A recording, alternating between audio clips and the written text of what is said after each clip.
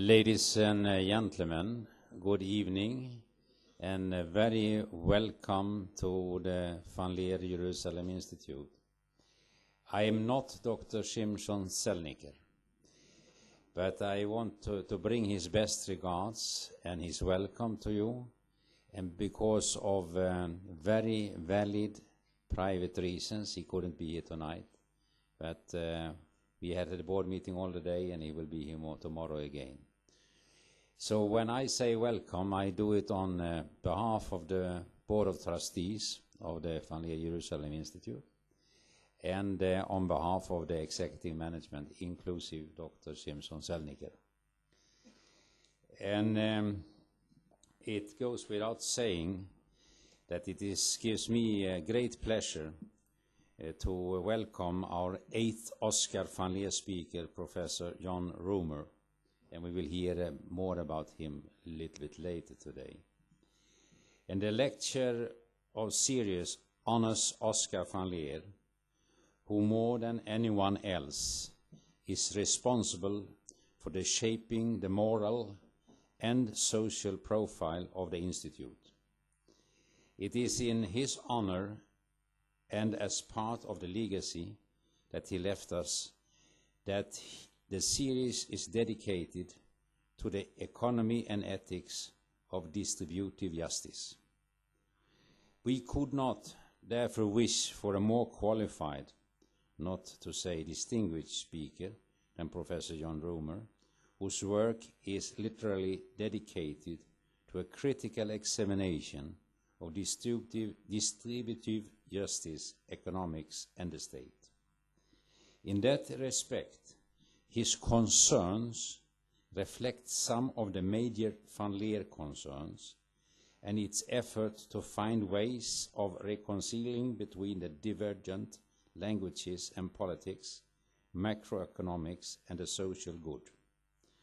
The Institute always wanted to find a way and a language that will bring economists and political decision makers to an understanding of the need to factor values like justice, equality, welfare into the conventional paradigm of modern economic theory.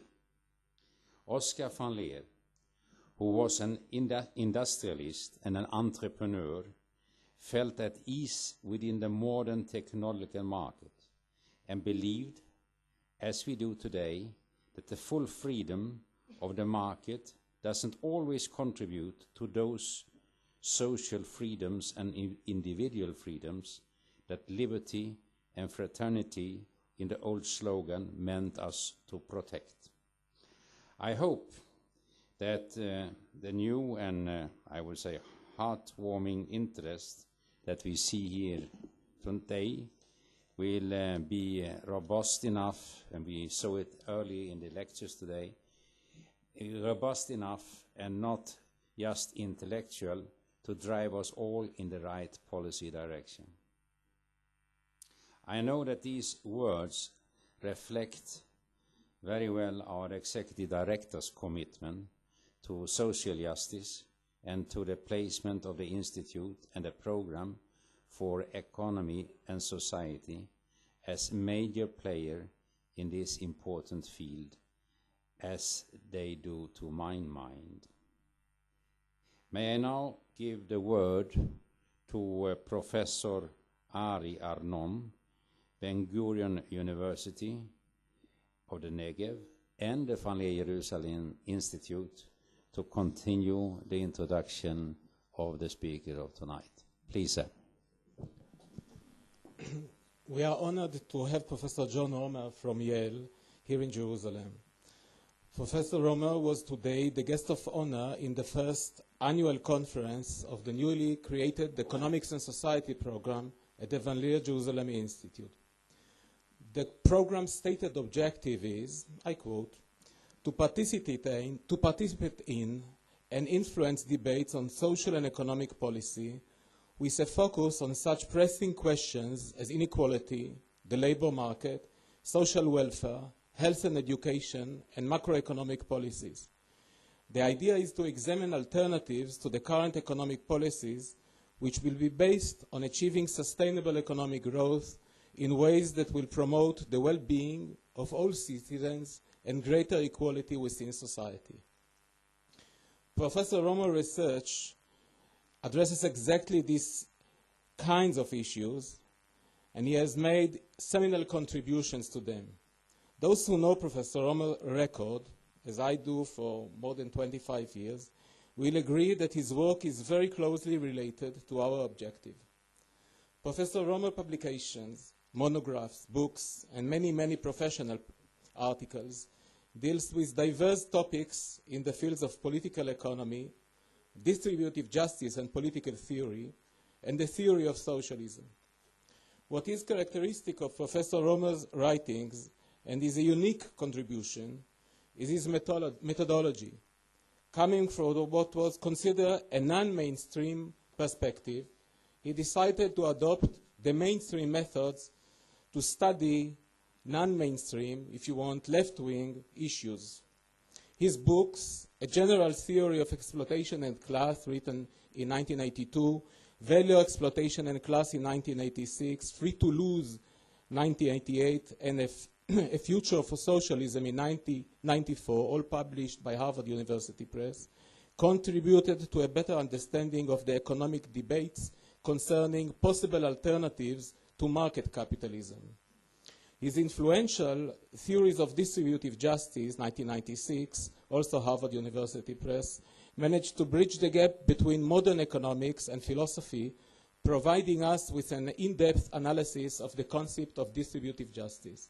His more recent books, Equality of Opportunity, 1998, Political Competition, 2001, both Harvard University Press, and the forthcoming Democracy, Education and Equality, Cambridge University Press, continued to research feasible, realistic policies that can add a more humanistic dimension to the current hegemonic policies.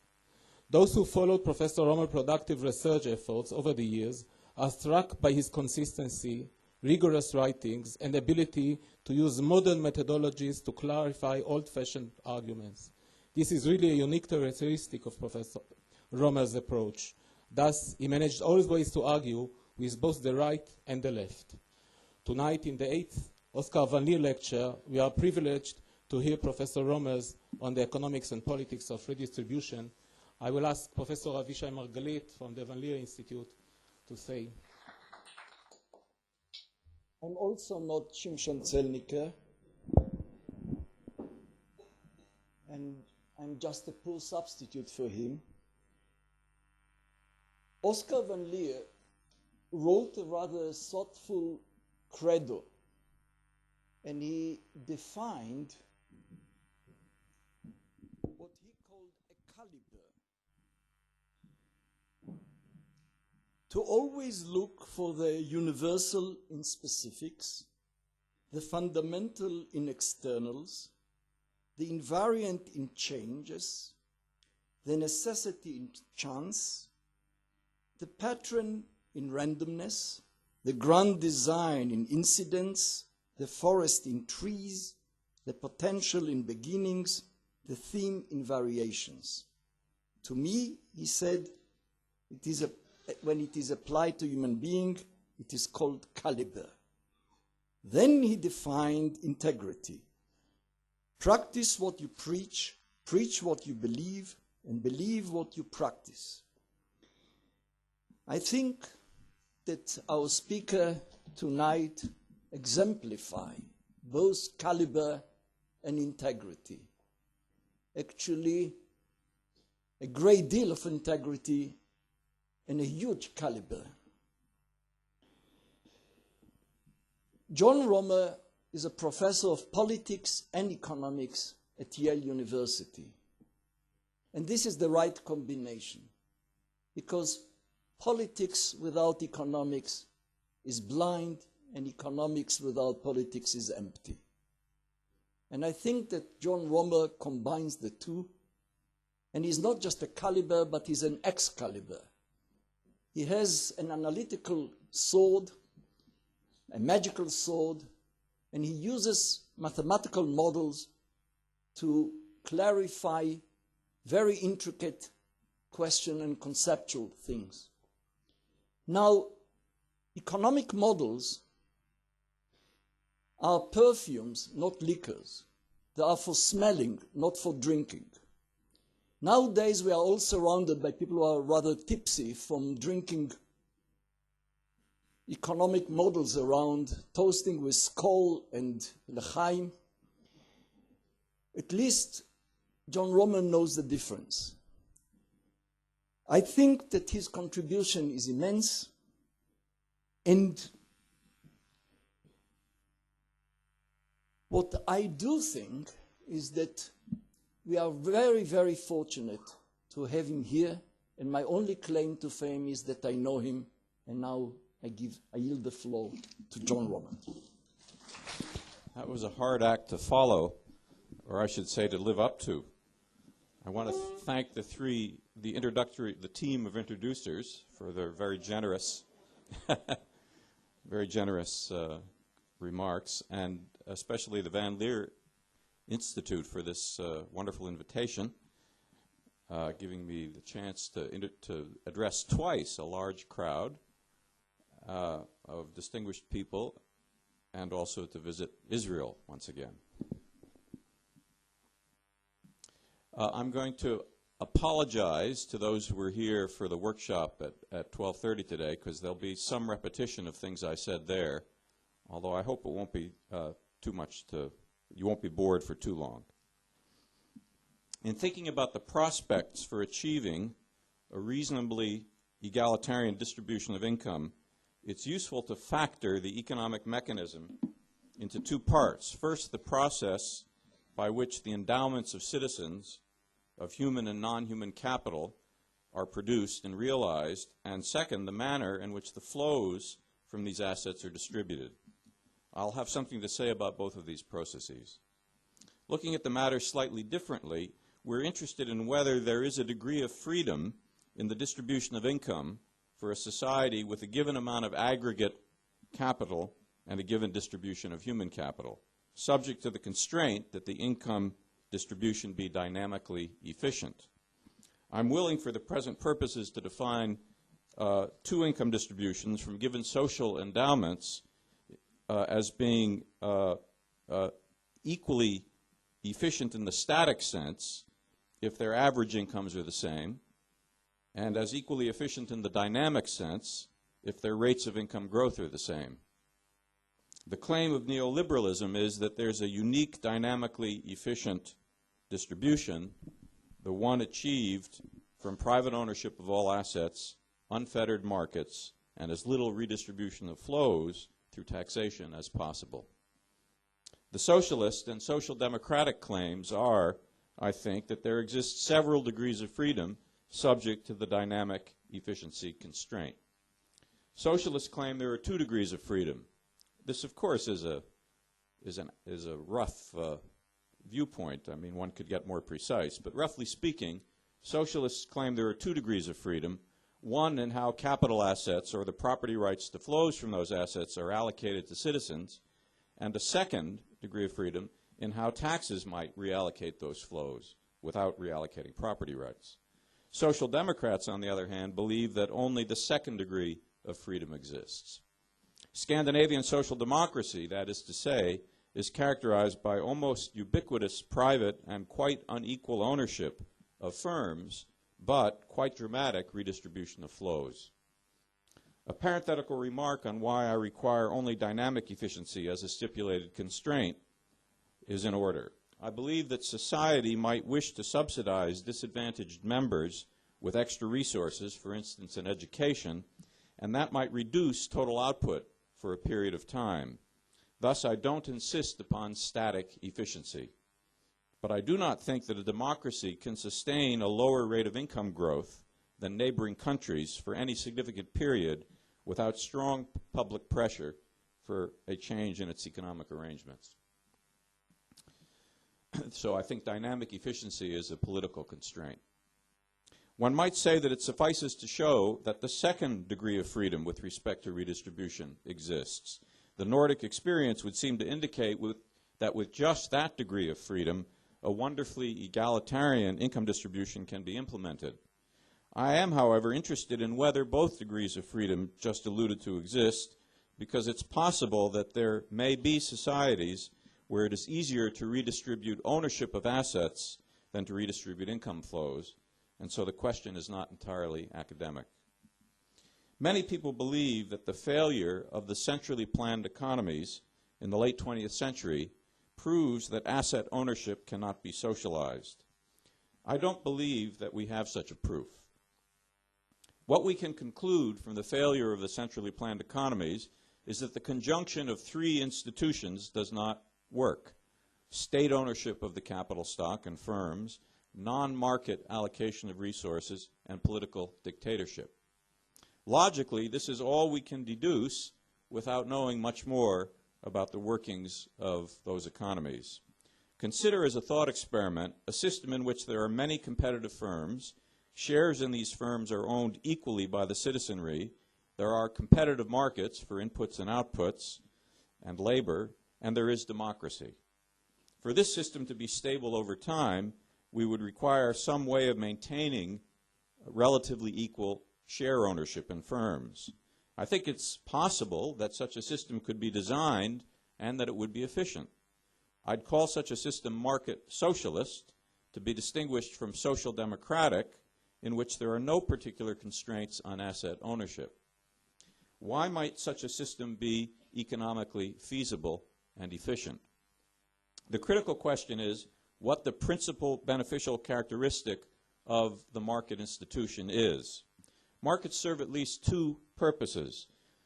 They coordinate economic activity, and they provide incentives for people to train themselves and to innovate. I don't wish here to try to provide a precise definition which would distinguish between coordination and incentive functions. It may not be easy to do that, but I am confident there is a meaningful distinction between them. Which is the more critical feature? With respect to Soviet history, one hears many stories of massive failures of coordination, factory managers having to search for inputs, complex barter arrangements between firms, long queues for consumer goods, and so on. One also hears many stories of massive incentive failures. Some writers question the view that incentive failures were as important as they are currently viewed as being in the West. Michael Buravoy, a sociologist, argues that factory workers in the centrally planned economies were ingenious in their ability to produce commodities from scrap.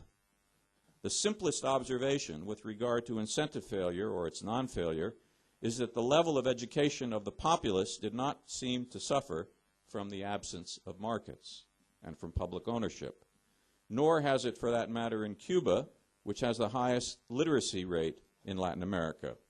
Thus, low rates of return to education did not cause people, generally speaking, to drop out of school. Indeed, Friedrich Hayek's insightful discussions of market socialism and central planning, written in the 1930s and 40s, rarely mention the incentive problem. Hayek assumes in his writings that firm managers in the Soviet Union were what he called loyal and capable. The problem, he said, is that they don't know the true costs of production because there are no prices to guide them, and so they cannot economize. This is an issue of coordination. And if one reads the anti-Soviet propaganda of the West in the immediate post-war period, the attack is not based on the bad incentive properties of the system, but rather on its lack of democracy and freedom. I don't want to present a one-sided picture. Hayek also discusses, importantly, how markets provide entrepreneurial opportunities which work because people want to get rich. That's an incentive issue. But even here, one must distinguish between the coordination property of how markets aggregate decentralized information and the incentive property that people innovate in order to make money. It was not until 1970 that the term principal agent problem entered the economic lexicon. And I believe that before then, the centrally planned economies were viewed in the West as suffering equally from lack of coordination and from poor incentives. Within the Soviet Union, the debate around the ideas of F.C. Lieberman, who was a mathematical economist, concerning the introduction of prices was all about the problem of the rational calculation of costs, not about incentives. The view, at least in the West, changed quite rapidly after 1970, and the deleterious incentive effects of central planning emerged as the key culprit. I think we still need a good economic history of the Soviet period that attempts to assess the relative importance of poor coordination and poor incentives in the failure of that model. Of course, the principal agent terminology may have emerged because it summarized an important economic problem. But on the other hand, once one invents the hammer, everything looks like a nail. Why have I belabored this question? Because if markets are needed primarily for coordination and not primarily for incentives, then it should be possible to redistribute share ownership in firms without harming output. Let me elaborate. The first explanation of capitalism's vitality was that it encouraged entrepreneurial ideas. The hero, if you will, is the entrepreneur. This is Hayek's view. Eventually, however, entrepreneurial firms were largely replaced by large corporations run by paid managers. Innovation was largely carried out by salaried researchers, either in corporate or academic settings. The problem by the 1970s was seen as monitoring the management. The capitalist hero now becomes not the entrepreneur, but the large shareholder who has an incentive to monitor management, or the corporate raider who can purchase a controlling share in a poorly managed firm, fire the manager, and reorganize the firm. The corporate raider is the hero of the finance economist Michael Jensen in the 1990s. Attention shifts away from the market's role of discovering entrepreneurs to its role of monitoring management through the market for corporate control.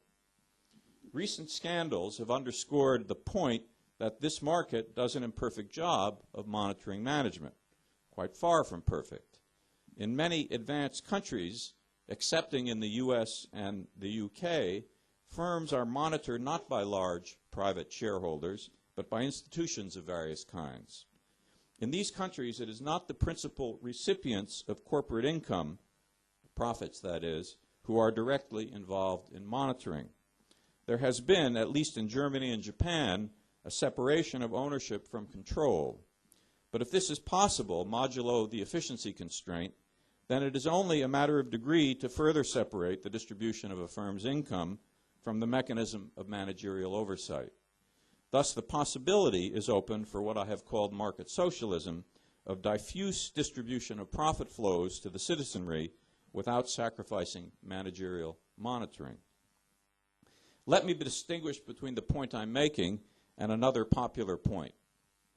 I don't point to the huge salaries of American CEOs as evidence of a market failure. To the contrary, I'm ready to believe that those salaries are in fact approximately equal to their marginal productivities. If you are the pilot of a huge ship, changing the course of the ship by 1 degree and thereby missing an iceberg may be worth hundreds of millions of dollars to the owners of the ship. I am ready to believe that CEO salaries in other countries are lower precisely because the market for corporate managers is not competitive there. My point is another one. I'm questioning whether we must allow some shareholders to collect huge amounts of corporate profits in order to guarantee good corporate control. I think that we do not, or more accurately, I don't think there's substantial evidence that we do. Suppose then that the shares in the profits of the nation's firms were distributed relatively equally to citizens, and that mechanisms were put in place to prevent vastly unequal share ownership from evolving. How to accomplish this feat is a large topic. I've written something about it in one of the books that Arie referred to. I'm not sure it can be done, but I claim it may well be possible.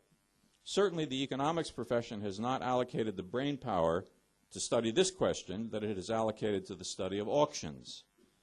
Nevertheless, the income distribution thereby produced would not be the one prized by socialists and egalitarians.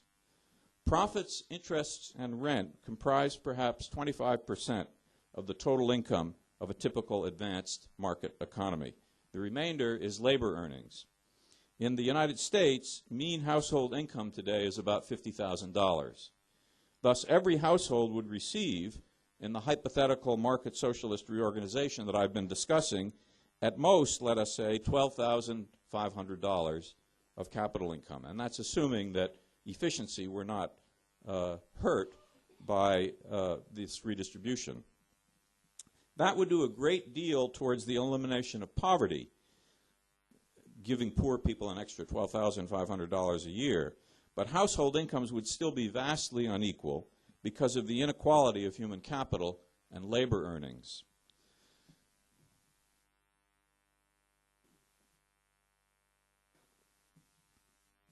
Indeed, recent work by Thomas Piketty and Emmanuel Saez, two French economists, Saez, has shown that an important change has occurred over the past century in the United States. The top 0.1% of the income distribution is now populated by individuals who earn their income from salaries, not from capital income. Most of the richest people in the United States are movie stars, super athletes, and CEOs, not coupon clippers and capitalists as they were a century ago. If the incomes of these high flyers are competitively determined, and I think they probably are, then the standard Marxian indictment of capitalism loses some of its bite. Even without these very high flyers, it's clear that an egalitarian distribution of share ownership in firms would not bring about the kind of income distribution that many of us desire. The fact of the matter is that labor heterogeneity is massively important today, even if Marx abstracted away from it in his writings, especially in his central opus, Volume 1 of Das Kapital.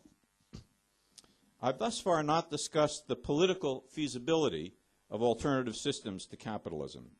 I've not asked whether it's politically feasible to move to the market socialist pattern of capital endowments that I've been discussing. My concern has been simply to argue for its economic feasibility, or to more weakly suggest that it may be feasible economically, and to point out that even if feasible, it would not engender the kind of income distribution that egalitarians desire. We do know, however, that systems of extensive redistribution of income flows are economically feasible. We have the example of Europe, and especially Northern Europe, and especially the 5 Nordic countries. If you're thinking about that, the 5th one is Iceland. Despite the predictions of some conservatives that the welfare state is dying, that's not the case. The welfare states of these countries are changing at their edges, largely because of changing demographics and immigration, but they are not disappearing by any means. Indeed, Peter Lindert, an economist, has recently argued that the efficiency cost of redistributive taxation is essentially nil in these countries. The secret, according to Lindert, is that the welfare states tax cleverly. There is just no evidence that growth rates have been lower in the large welfare states than in other countries. The level of income per capita is lower in many European countries in the United States than in the U.S., but that's because Europeans choose more leisure time. They work many fewer hours per year than Americans. Labor productivity per hour is not lower. My conjecture is that citizen homogeneity has been the secret of success of Northern Europe's redistributive systems. This is not a new idea, although my argument is different from the usual one, which is that homogeneity engenders solidarity. I believe that in the initial historical stage, it is the homogeneity of risks across citizens that is key. Homogeneity of risks is induced by educational homogeneity and perhaps ethnic homogeneity and linguistic homogeneity as well. By risk homogeneity, I don't mean that people's risks of suffering a bad state are correlated, rather that the probability of a bad state's occurring, such as illness or unemployment, is approximately the same for everyone. Because risks are homogeneous, it's rational for workers to insure each other. To the contrary, it's not rational for a group with low risk to enter into insurance with a group with high risk if all pay the same premium. So worker homogeneity engendered the first social insurance schemes in Northern Europe. Then, I conjecture, people developed a taste for equality. Insurance against sickness and old age pensions produced a pleasant society, and people valued that. And so then citizens desired to extend the welfare state further. I believe that now the welfare states of the Nordic countries go farther than rational self-interested insurance motivates. They have reached the present levels because of the taste for equality that the earlier insurance schemes and their consequences engendered. I have to say this is conjecture. I'm not an economic historian. There's a second process in the Nordic countries that must be mentioned, the so-called solidaristic wage policy. In the 1950s, unions and employers agreed to equalize wages of workers across firms in a single industry. This was not done for ethical reasons, but primarily as a way of weeding out uncompetitive firms, something that was seen as necessary to maintain international competitiveness. Recall that these countries were very heavily dependent on the export market. Eventually, so this was called wage solidarity. Eventually, wage solidarity also extended to narrowing within firm differentials. The consequence is that the Nordic countries have the most equal pre-fisc distributions of income. That means before taxes and transfers, not just equal post-fisc distributions. The Nordic states, then, are a valuable example, although they may not be widely replicable. They're valuable because they disprove the central contention of the political right that massive redistribution will destroy incentives and hence reduce the rate of economic growth. They may not be replicable, however, if citizen homogeneity is necessary to begin the process of social insurance, and if homogeneity is further necessary for citizens to develop the solidarity that may be necessary to go beyond the self-interested insurance motive. And as I've said, an additional factor besides citizen homogeneity was dependence on the export market. I don't wish to say that citizen homogeneity is a necessary condition for deeply redistributive taxation. Even in the United States, the public sector comprises over 20% of national income, and 1/3 of the land in the sparsely populated western states is owned by the government. Nevertheless, I do believe that the other remedy for inequality, education, must play a critical role in heterogeneous countries. There are two questions we must ask concerning education. First, to what extent can investments in education equalize the distributions of human capital or wage earning capacity? And second, can we expect democracy to produce the necessary educational finance in heterogeneous societies? These are questions, respectively, of the economic and political feasibility of approaching equality through educational finance reform. First, let us be clear about what the question of economic feasibility addresses. Difference in human capacities will always engender differential earning power in market economies. It would be utopian to believe that education could eliminate completely those differences. The reasonable question to ask is whether education can eliminate the link between parental income and child income on average. The figure on the screen plots the cumulative distribution functions of income of 3 groups of young male workers in the United States in the early 1990s. Those whose mothers had less than a high school education, that's the red line. Those whose mothers had a high school education only, and those whose mothers had some tertiary education. Thus, the prospects for children clearly depend on the education of the mother. The data do not permit us to understand the cause of this differentiation, at least the data I used to plot these graphs, which came from the panel study on income dynamics, but it surely must in large part be due to social factors, that is, the culture of the household and the opportunities that families provide for their children, and not only to genetic factors. In contrast, figure 2 illustrates the same 3 income distribution functions for Denmark. I guess I should have said the horizontal axis is income, and the vertical axis is the percentage of people who have that income or less. One sure sign of equality of opportunity is a state in which the distribution of income of a cohort of workers is independent of the education of their mothers. If we view the income distribution as being discrete instead of continuous, as it looks here, this is equivalent to saying that the rows of the intergenerational income mobility matrix are identical. Now, I do not think that the difference we see between the U.S. and Denmark in this regard is due only to the systems of educational finance, that difference being that in Denmark it hardly matters what the education of your mother was with respect to the opportunities for income acquisition that the child will have. Cultural homogeneity and solidaristic wage policy in Denmark are important factors as well as education.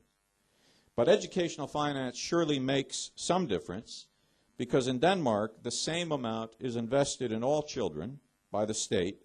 There's no private education, while in the U.S. educational investments are vastly different across the country because of local financing of schools from property taxes and extensive private education as well.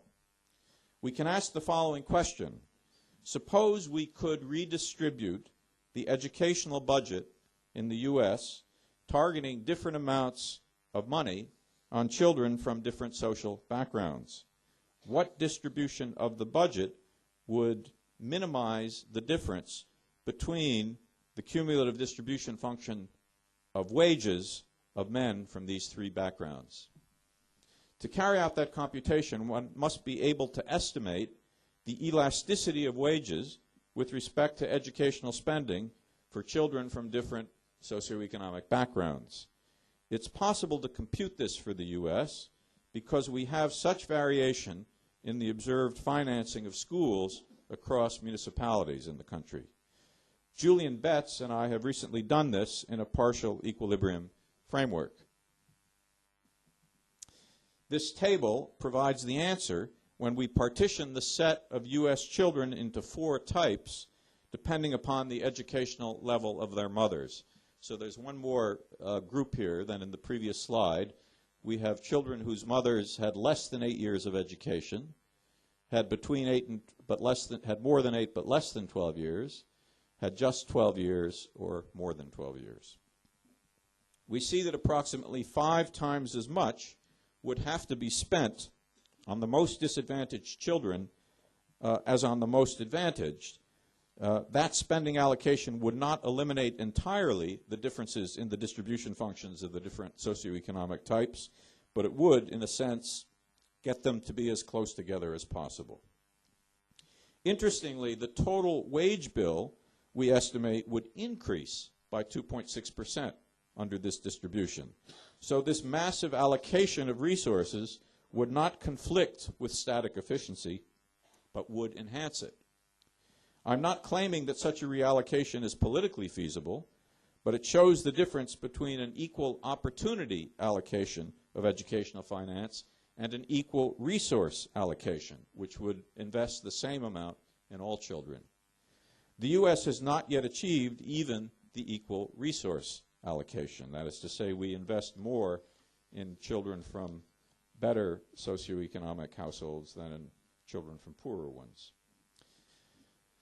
There are technological pessimists, such as the labor economist Eric Hanushek, who believe that there is essentially no return to increasing educational expenditures.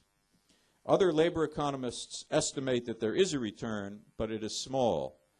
And you might be interested to know that after Eric Hanushek did this work for a number of years, he was hired by the right-wing Hoover Institution at Stanford University. It's probably closer to the truth to say that massive changes in the U.S. educational system are needed to improve literacy and numeracy of the disadvantaged. Important among these is raising the quality of teachers by improving the status of teaching, which requires, among other things, increasing the salaries of teachers. I don't know the situation here, but I would recommend that strongly for the United States. The Betts-Roemer econometric exercise leads us to believe that even taking the educational technology as given, a radical redistribution of spending could substantially narrow the differences in predicted earnings of different socioeconomic groups. When I say we take the technology as given, I mean that we deduce the relevant elasticities upon which these estimates are based from the existing data, which reflect, of course, the existing educational technology. It's quite another thing to inquire into the political feasibility of eliminating differences in wage earning capacities among children from different socioeconomic circumstances through educational finance. Recently, I have done some work on this question, which I would like to summarize for you. I must warn you, however, that my approach has been rather abstract. I've ignored many institutional details that would be necessary to study the problem in the short run in a particular country. My concern has been to understand whether, in the long run, we can expect competitive democratic politics in which parties represent different economic classes to bring about an educational finance policy that eliminates the imprint of family culture on the wage earning capacity of children.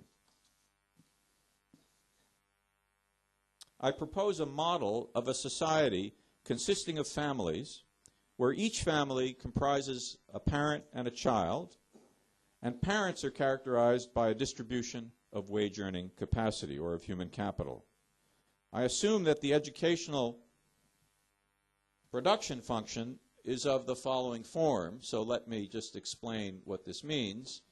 It means that the wage the son will eventually have is constant times the wage of his mother raised to a power, B, times the amount, R, that's invested in his education through the school system raised to a power, C. I think of the families as being composed of mothers and sons, and then when a son becomes an adult, he has a gender change and becomes a mother, and he has a son. So I think that's sort of as politically correct as I can get. This relationship is assumed to be deterministic. That is to say, if we know how much is invested in the child and what the human capital of the mother was, we can predict the human capital of the son. And the important thing about the relationship direct to C is that if we wanted to bring two children up to the same wage earning capacity from different families, we'd have to invest more in the child from the family that had a mother who had less human capital. In particular, I assume away any differences in talent or capacity among children from parents of a given economic status. I assume that all children from the cohort of mothers with the same wage will themselves end up with the same wage if the same thing is invested in them. And the reason for this is that I want to abstract away from stochastic variations in talent, because I'm interested in concentrating just on the question of whether democracy can eliminate differences due to social factors. That is to say, coming from families of different human capital levels. Interpret the educational production function as saying that there are two factors which determine the future wage of the child. First, the culture of the household, for which the parent's wage is the proxy, and second, the investment by the school in the child. The cohort of parents now engage in political competition over redistribution of income and the educational budget. Political parties form, I assume there are two parties that form for simplicity, and equilibrium policies ensue, where a policy stipulates a system of taxation which redistributes income, collects an educational budget, and then allocates the budget to schools in such a way that educational finance can be targeted precisely according to the socioeconomic status of the child, that is, according to the parent's human capital or wage. In other words, part of an equilibrium policy for each party is a function, R of W, which stipulates the proposed amount of educational investment in a child from a W family. We stylize by saying there is one election per generation. The victorious party implements its educational finance policy, thereby determining through the educational technology the distribution of wages or human capital in the next generation. Then the next generation engages in have their children, and they engage in the same kind of political competition. Parties form, propose policies, and one party wins the election. It implements its educational finance policy, which then determines the distribution of wage earning capacity in the next generation. We now imagine that this process continues forever, or for a very long time. The question is, what happens to the distribution of wages? More precisely, does the coefficient of this distribution tend to zero? The coefficient of variation. The coefficient of variation is the mean divided by the standard deviation of the distribution. So it's a measure of the degree of equality in the distribution. If it did tend to zero, that would be a situation where, at least in the very long run, equality of opportunity is achieved in the sense that the wage of distant descendants of a given Eve, the first mother, becomes independent of the wage of that initial Eve. So finally, after many generations, the imprint of the original level of human capital on the dynasty would have disappeared. Many people have associated democracy with economic equality. The model I've described is one exercise in a program to study this question. Will democratic political competition produce educational policies which will eventually eliminate the family imprint of human capital on children? I'm going to skip a little bit of the lecture that I have written down here because of the time constraint. And let me just briefly try to summarize the results of this research for you. It turns out that the answer, does the distribution of wages finally approach one where the coefficient of variation is zero, or does it approach one where the coefficient of variation is positive in the limit, is what I want to summarize for you. It turns out that the coefficient of variation always does decrease over time, and so either it approaches a positive number in the limit or zero. The variable in the model that I haven't discussed for you is the nature of democratic politics, which in the model can vary between being opportunistic and ideological. So opportunistic politics is one where the parties in the model are dominated by politicians who are essentially only interested in maximizing the vote share of their parties.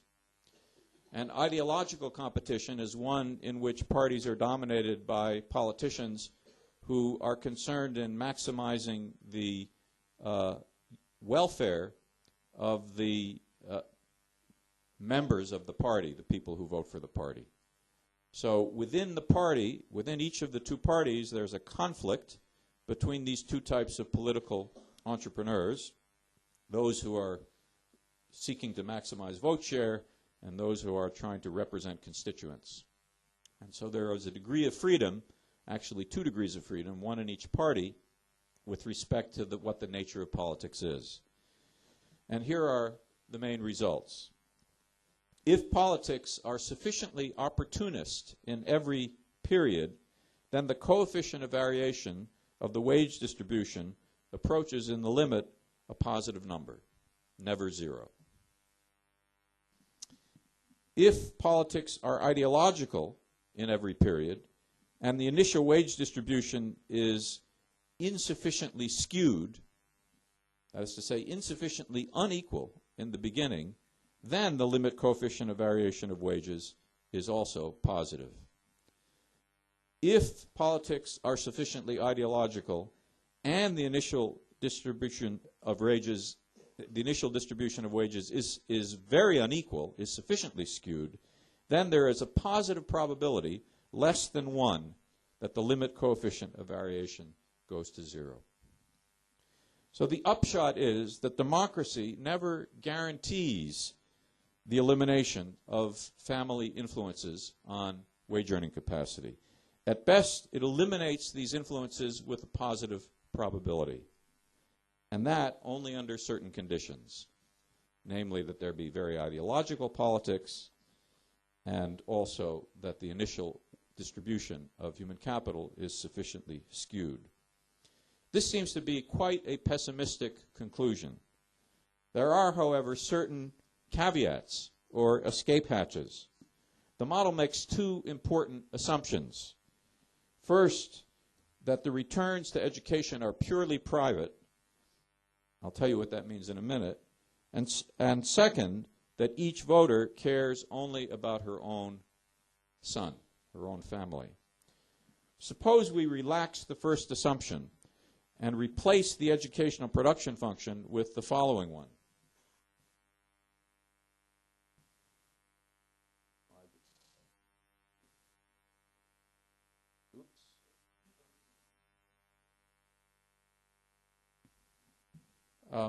Suppose we replace it with this educational production function. So now the wage that the son will come to have is a function of the mother's human capital, of what's invested in the child, but also in the average investment in all children. R bar is the average investment in all children. So here, there's what's called a positive externality from investment. That is to say, my child will have a higher future wage if the state increases the education in all children. That redounds positively on my own child. In the first production function, this didn't happen. The future wage earning capacity of my child would depend only upon what was invested in him or her. There are a number of reasons that this technology might be more realistic than the earlier one. A more highly educated workforce increases the speed of technical progress, and hence wages. More highly educated children provide good neighborhood effects on other children, and so on. The upshot is that if the ratio of the exponent d to the exponent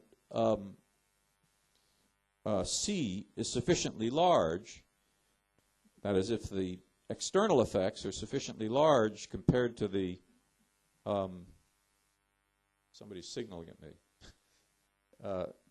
compared to the private investment effect, if the elasticity of investment in all children is large with respect to the elasticity of investment in the single child, then even with completely opportunist politics, the coefficient of variation of human capital will converge to zero in the long run. So if we change the production function in this way, then democracy will bring about equality of opportunity in the long run. If we relax the second assumption and assume that parents care about other parents' children as well as their own, then there's a similar effect. It's not surprising that solidarity in this sense will improve the tendency towards equality.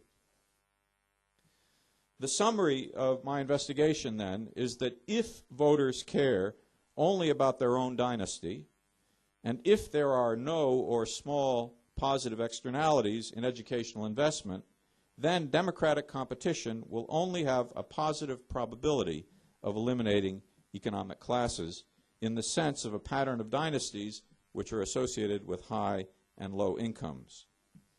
This result, I believe, shows the limits of democracy from an egalitarian standpoint. It may not, however, be of great practical importance if, in many countries, solidarity across dynasties is a real and important phenomenon, and so the premise of the pessimistic theorem may be false, at least in those cases. Solidarity across dynasties, however, is less likely to develop when populations are racially, ethnically, or religiously heterogeneous. However, when this is the case, then it's incorrect to model political competition as taking place only over economic issues, as I have done here. In the United States, for example, the race issue itself has been an important dimension of politics, as struggles over school desegregation, civil rights, and affirmative action have shown. And of course, in the more recent period, religious heterogeneity has become an extremely important political issue. In other words, in the case of ethnically heterogeneous polities, I would not defend the model I have been discussing as the right model. Issues relating to ethnic integration become salient and must be included in the policy space over which democratic competition takes place. We must then study the effect that these issues have on equilibrium values of the economic policies, such as redistributive taxation. With several co-authors, I've recently completed a study of this question, which is entitled Racism, Xenophobia, and Redistribution. This is not the place, however, to go into that work, although one might conjecture that one of its main findings is that racism among voters decreases the probability of achieving equality.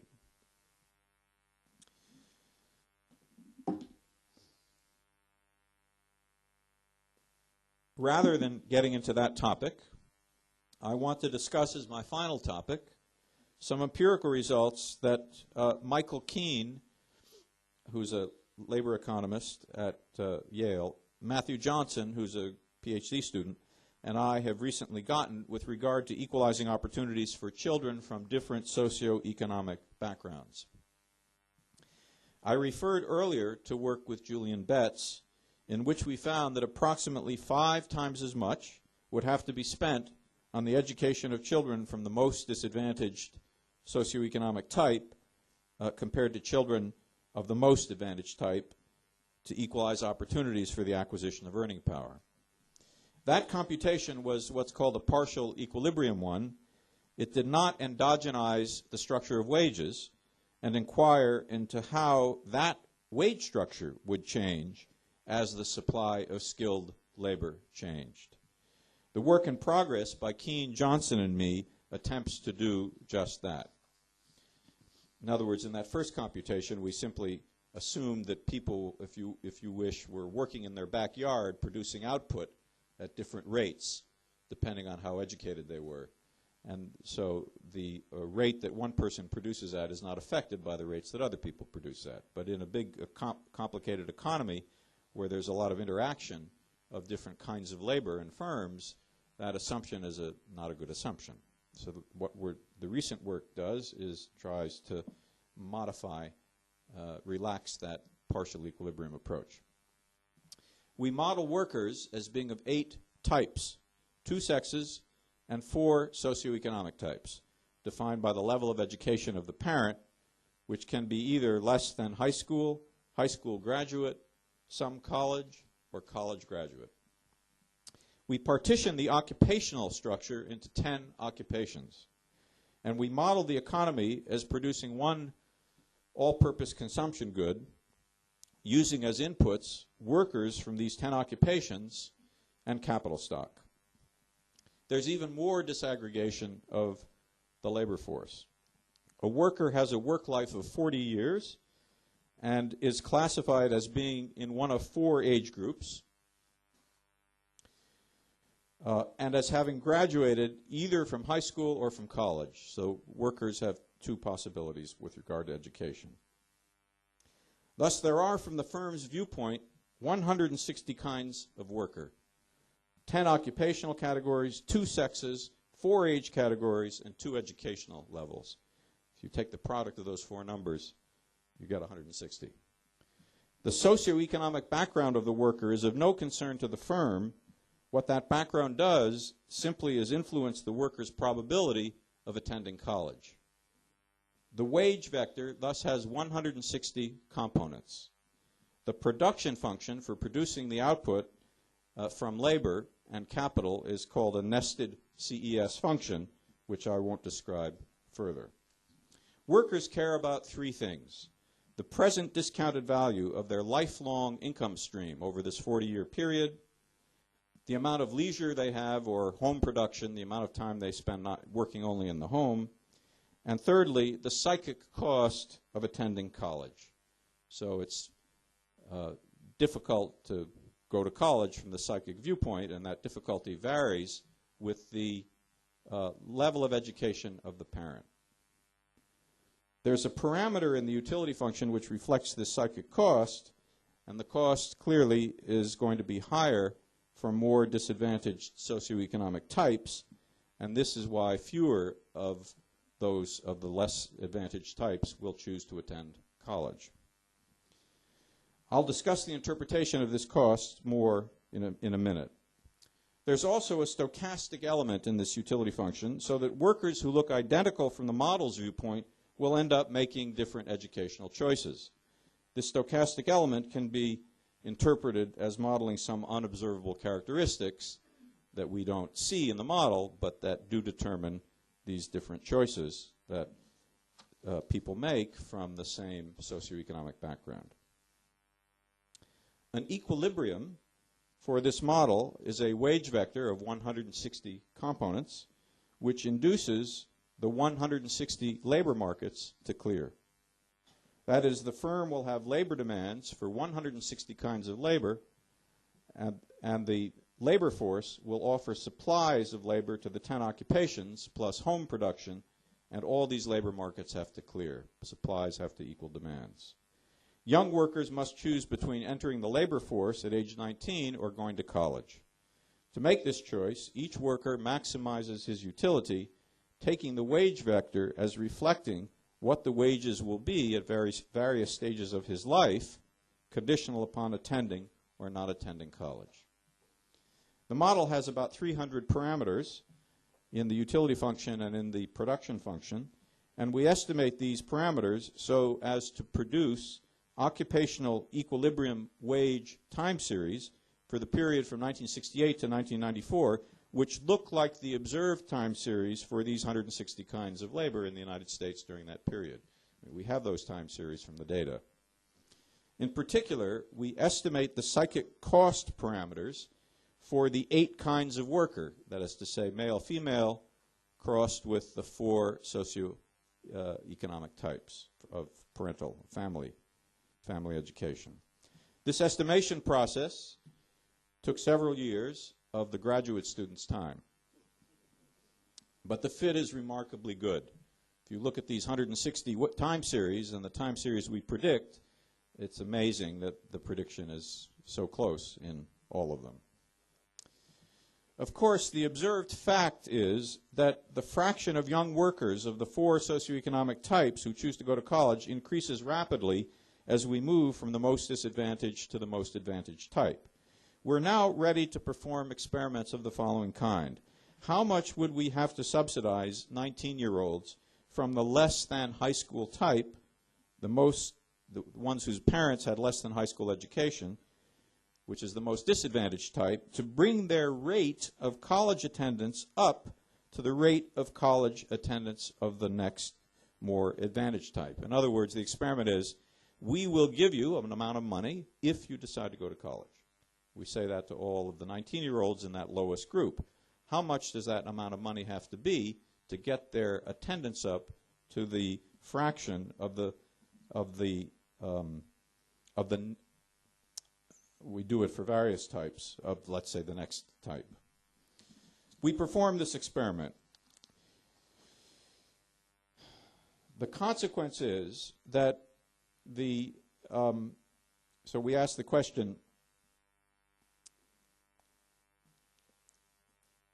the experiment is the following. We offer a subsidy to the lowest type of an amount, A, that I'll tell you in a minute, and then, of course, A has to be financed by a tax on all workers. I mean, there are various ways we could finance it.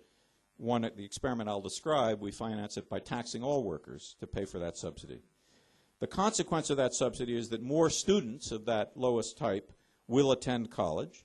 This will alter the supplies of high school and college-educated labor, which will change the equilibrium wage vector. In particular, it'll lower the wage for college-educated labor, and it will raise the wage for high school-educated labor because of the changes in supplies of labor of those kinds. In particular, fewer children from the other types will attend college because the premium on college-educated labor will fall due to its increased supply. We then ask, given what are called these general equilibrium effects, what is the subsidy A? We compute that a subsidy of $88,000, a one-time subsidy of $88,000 to 19-year-olds of the lowest type would be needed to equalize the rates of college attendance of this group with the rate of college attendance of the next lowest type. If we subsidize the lowest type with $160,000 and the next lowest type with a subsidy of $80,000, then we bring the rates of college attendance of those two types up to the rate of college attendance of the next type on the ladder, namely those whose parents had some college. The interpretation of these numbers is as follows. The psychic costs of attending college are $160,000 greater for the lowest type compared to the second highest type. And they're $80,000 greater for the second lowest type compared to the next highest type. What's the interpretation of this $160,000? One possible explanation is that credit markets in the real world are imperfect and that 19-year-olds from the lowest type face sharp financial constraints. That is, if they attend college, it will be difficult to support their families during that 4-year period where they have no income coming in. But this is belied by the size of the required subsidy. $160,000 is much more than the typical high school graduate will earn in 4 years, should he not attend college. So the opportunity cost in terms of the lost wages this person might have made had he not gone to college might be $100,000 over 4 years if he's lucky and is employed at $25,000 a year. But $100,000 isn't sufficient to get him to go to college. You have to pay him $160,000 to get him to go at the same rate as the second highest type. We believe most of this cost differential between these types in this parameter I've called the psychic cost is a non-monetary cost. What could that so-called psychic cost be? Our model doesn't tell us. It must be some combination of social norms, experiences of the family, possibly even genetic differences, which make it more difficult for the kid from the lowest type to go to college. What we believe we've shown is that the main inhibitor to college attendance is not the ability to pay tuition. It has to do most likely with the different expectations of different socioeconomic groups as to what constitutes being a success. Children from disadvantaged families set the bar for economic success lower, and this takes the form of a higher psychic cost to college attendance. This fact, if it is one, was not incorporated into the model of democratic competition over educational finance policy that I described earlier. There I assumed that all parents have the same utility function over family consumption and their child's future wage. If parents with low human capital have a lower standard for their children than do parents with high human capital, that will clearly decrease the probability that democracy will bring about in the long run through the political mechanism equality of human capital. Some of the interpretation I have given to the subsidy experiment results may be faulty. We have yet to study these results more carefully. For instance, a part of the result is surely due to the fact that a considerable fraction of workers from the most disadvantaged type in the United States are black. And what appears as a psychic cost could be a consequence of racism. So anti-racist policies can substitute to some extent for subsidy. Let me briefly conclude. I began by arguing that a regime of market socialism might well be feasible. But I then said that the redistribution of income such a regime would bring would not be terribly dramatic if educational policies remained unchanged, because most of the inequality in incomes today is due to differences in wages, not in capital income. I then inquired into the potential of democracy as an institution to implement a policy of educational finance that would eliminate differences of human capital in different dynasties. My conclusion was that even a good political system, that is to say a democracy with competitive, non-corrupt parties that represent faithfully their constituents' interests, would not with certainty abolish inequality of opportunity if dynasties are self-interested. Moreover, the level of investment in disadvantaged children that would be necessary to raise their expected earning power up to that of more advantaged children is substantial. The last part of the talk argued that with regard to college attendance, the main bar to equalizing outcomes across social groups is not imperfect credit markets, but more subtle problems that are captured as different psychic costs to education in the different socioeconomic groups. So my prognosis concerning the prospect for achieving equality in market economies is thus far not terribly bright. I think that the most effective way of addressing this problem is to attempt to build social solidarity, that is, to convince advantaged citizens to be willing to sacrifice for the sake of their less advantaged brethren. John Rawls's great contribution was to provide sophisticated support for this view, to make it respectable to say that being born into an advantaged family or to have a good brain is a matter of luck and not something which entitles a person to a larger income.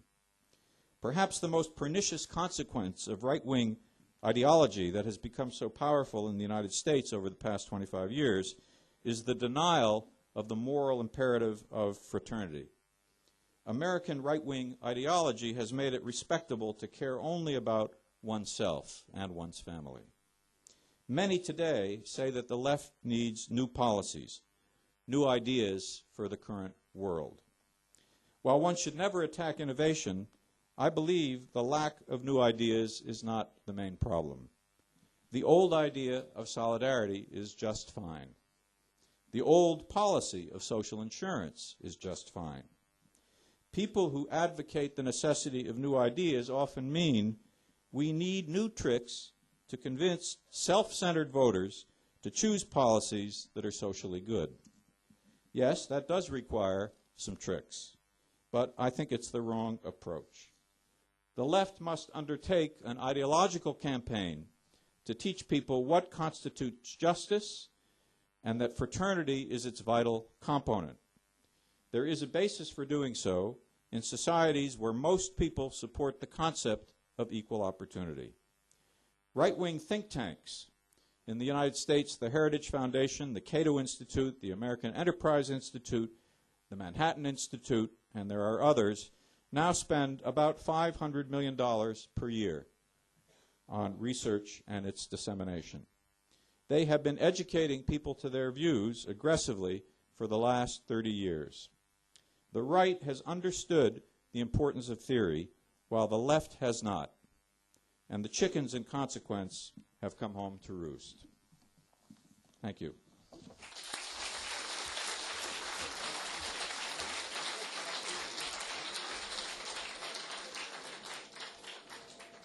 Professor John Roemer, Economics, Politics and Distributive Justice. That was the headline. You have given us interesting, challenging and not uncomplicated statements tonight, which gives us all food for thought. And Mr. Oscar van Leer, in which honor we do this, he would have been delighted. Thank you very much. And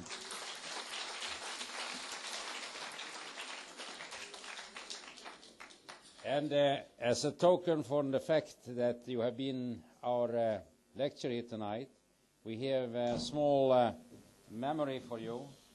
The Oscar van Leer lecture and your lecture, and this was the 8th one.